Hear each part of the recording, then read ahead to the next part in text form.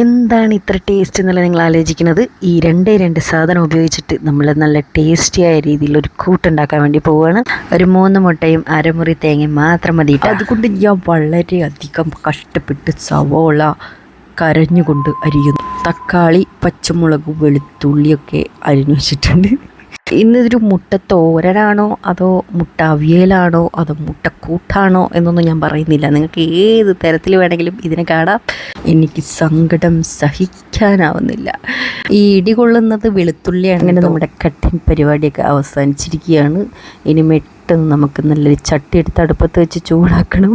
ഞാനിങ്ങനെ കഷ്ടപ്പെട്ട് കരയുന്നത് കണ്ടിട്ട് എൻ്റെ കൊച്ചിന് സഹിക്കാൻ പറ്റത്തില്ല.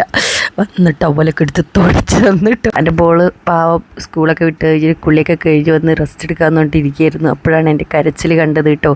അപ്പോൾ ഞാൻ കുറച്ച് മല്ലിയില എടുത്തിട്ടുണ്ട്. ഇത് നമുക്കൊന്ന് കുഞ്ഞായിട്ട് ഇങ്ങനെ അരിഞ്ഞെടുക്കണം. അപ്പം നമ്മൾ ഇതുപോലെയുള്ളൊരു മൺചട്ടിയിലാണ് നമ്മുടെ ഈ പ്രിപ്പറേഷൻ ചെയ്യാൻ വേണ്ടി പോകുന്നത്. 3 മുട്ട ഇങ്ങോട്ട് പൊട്ടിച്ചെടുത്ത് അതിലേക്ക് കുറച്ച് ഉപ്പും മഞ്ഞൾപ്പൊടി ഇട്ട് നന്നായിട്ട് ബ്ലെൻഡ് ചെയ്ത് അവിടെ അങ്ങോട്ട് അങ്ങനെ എണ്ണ ചൂടായി വരുമ്പോൾ കടുകും വെളുത്തുള്ളി ചതച്ചതും പച്ചമുളകും കറിവേപ്പില അങ്ങനെ ഇട്ടോ. പിന്നെ അത് കഴിഞ്ഞ് കുറച്ച് സവാള ഇങ്ങനെ ഇട്ടിട്ട് ഇങ്ങനെ വഴറ്റിയെടുക്കണം.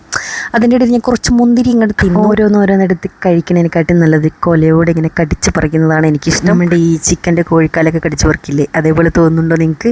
സോ അതിൻ്റെ ഇടയിൽ ഒരു കുഞ്ഞു കൈ വേറി വന്നു, എൻ്റെ മോളാണ്. പിന്നെ നമ്മൾ അവസാനത്തെ ചേരുവയായിട്ടുള്ള തക്കാളിയും പിന്നെ മുളക് പൊടി, മഞ്ഞൾപ്പൊടി, മല്ലിപ്പൊടി, കുരുമുളക് പൊടി, ഗരം മസാലയും കൂടി അങ്ങോട്ട് ഇട്ടിട്ട് നന്നായിട്ട് വഴറ്റിയെടുത്തിട്ട് അതിനകത്തേക്ക് നമ്മുടെ മുട്ട മിക്സ് അങ്ങോട്ട് ഇട്ട് കൊടുക്കണം. അതിൻ്റെ കൂടെ തേങ്ങയും ഇതേപോലെ മല്ലിയിലയും കൂടി ഇട്ടിട്ട് നന്നായിട്ട് ചിക്കൻ അങ്ങോട്ട് എടുത്തു കഴിഞ്ഞാൽ നമ്മുടെ പരിപാടി കഴിഞ്ഞു.